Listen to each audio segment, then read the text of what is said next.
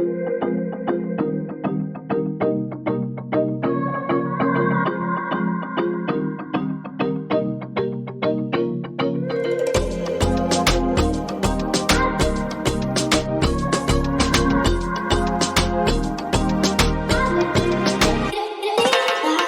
one of the things that really is a mission for us at Dope Girls Consulting is to really be the ones that are helping other females and minorities get into the cannabis industry. But a lot of times the cost is the biggest barrier to entry into this industry. So we really wanted to come up with a way that we could build out very affordable application templates at an a la carte type situation. So you're not spending $70,000 on a consultant.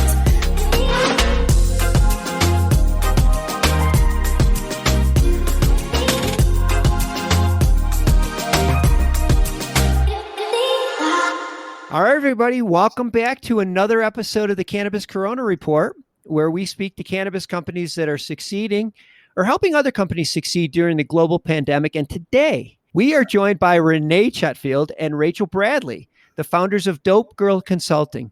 Rene and Rachel, welcome to the show. Thank you, Dan. So excited to be here and talk to you today. Well, I have to say, you two are some gutsy ladies.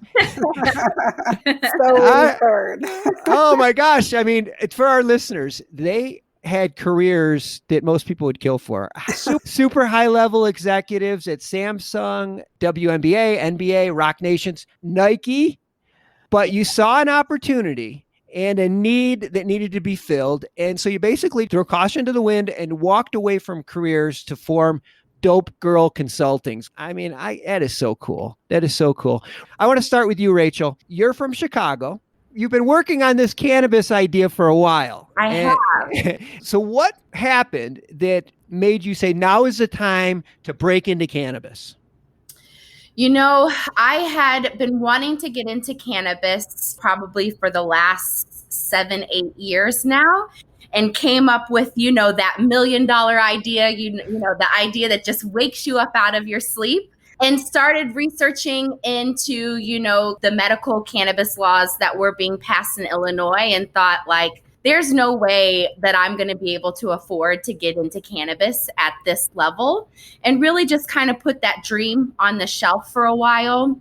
And then after my last kind of really big project that I was working on for Verizon, that's right when COVID hit, right around the end of the year, going into the beginning of the year. And it just was a perfect natural transition for me because there was some downspace. People weren't going to be producing large scale events. No one's leaving their house. Everything's being turned digital. So it was one of those opportunities where it was now is the time. Rene and I had worked together in our past. Rene worked for Nike. I worked on the agency side for a lot of Nike business. And we were this is the time to kind of grab the bull by the horns and get it started.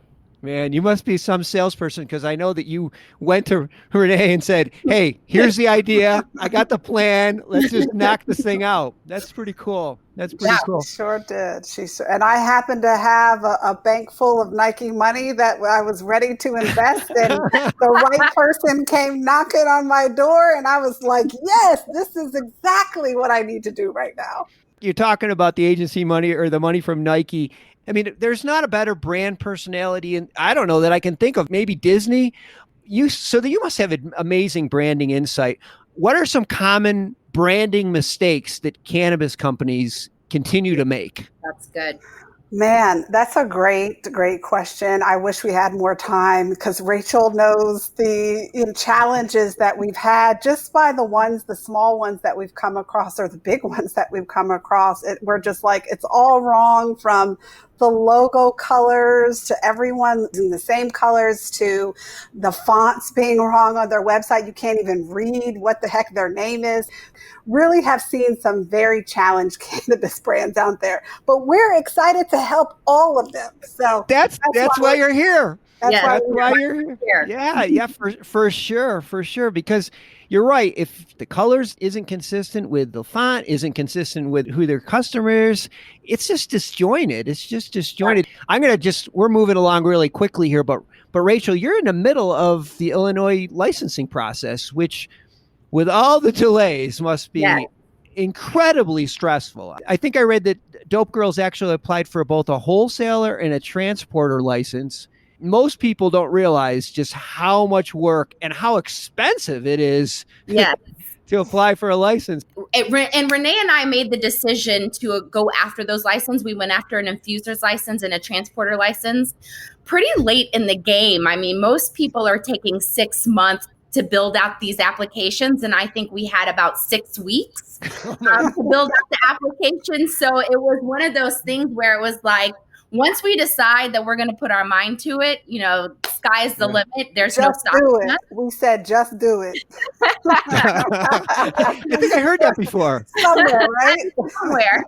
And yeah, it was a crazy process. We learned a lot of information that we've since brought back to our clients because we were very lucky. It wasn't a very expensive process, and we had the capital to really kind of put together a very competitive application, and we're excited about it. We hope that Illinois, invests in the Dope Girls because we're ready to set up shop here. So. Oh my gosh, it's so cool. But, we're still waiting and waiting and waiting. I mean, the experience that you got from putting an application together in 6 weeks, which is crazy, by the way. Yes. That's really helping out your clients. But I noticed on your website that you have a lot of the templates. So we've had the opportunity to really build out our network and have become very close with some other consultants that have done a lot of award-winning applications in other markets. So Vegas, Colorado, California, Arizona. And we've had the ability to really collab with them and build out some pretty robust application templates. Because one of the things that really is a mission for us at Dope Girls Consulting is to really be the ones that are helping other females and minorities get into the cannabis industry. But a lot of times the cost is the biggest barrier to entry into this industry. So we really wanted to come up with a way that we could build out very affordable application templates at an a la carte type situation. So you're not spending $70,000 on a consultant to help your app, and you can pick and choose where you need the assistance. You can pick and choose what applications you need, but you can be well assured that these applications came from a lot of really great experienced consultants that are writing applications in other states. Now, you mentioned about your commitment to inclusion, and a lot of companies talk about this, but you guys actually put your money where your mouth is. Rene, some of the other things that Dope Girls are doing to sort of level the playing fields for your clients. So a lot of what the Dope Girls is doing right now is we're taking a lot of networking calls. So we are hearing from our peers and our folks that want to get into the industry, and we're listening to them and understanding what the needs are. There are some cannabis companies that are already kind of established, and they do need marketing help. They do want brand insight. They do want to understand and talk through how distribution is affecting their revenue. So we're able to kind of guide them through those conversations. We're also talking to individuals, people of color, women that want to get into the industry. And essentially, maybe their skills are in accounting and how they can come over to cannabis and maybe apply their accounting skills into the cannabis industry. So it's a little bit of career coaching. It's a little bit of marketing advice. And then you throw in Rachel's amazing graphic design abilities. It's really all of that kind of combined together and helping people. Yeah, that kind of stuff is so important. Most people are not experienced with the digital side of the business, especially with COVID. Rachel, maybe you can jump in real quickly and explain some of the ways that you're helping your customers expand their digital presence. Yeah, absolutely. I think one of the biggest things that we've noticed for a lot of cannabis brands is that they don't have a website that is going to keep people coming back. Like, what is that content that's bringing people back to your website? Or just a website that you want to hang out in for a little bit, right? Like, you're scrolling through, you're reading some information, maybe there's products on there, eye-catching graphics. So I think that's one of the things that has been a constant conversation and a constant thread is like, what does your website look like? What does your Instagram look like? How are you engaging with your consumers or your target audience on a daily, weekly, monthly basis? Yeah, I think you mentioned the social media. That's another thing. I mean, that's basically what people do all day is they surf the web because they're home. Yeah, they're supposed to be working well at home, but they're also checking things out. Yeah, I think now is the time. If you can expand your digital presence, I think that's one way to really improve your business, especially now. We have so much more to talk about. I just skimmed through all the great things that you guys are doing, and I will have links to Dope Girls in the show notes. And I know if anybody wants to continue this conversation with these ladies offline, I'm sure they'll be happy to do that. Rachel, Rene, congratulations. Thank Congratulations you. for doing this. And Thank you. thank you so much for being on the show. You guys are a real inspiration in this time. Thank you so much. Absolutely. Thank you for inviting us.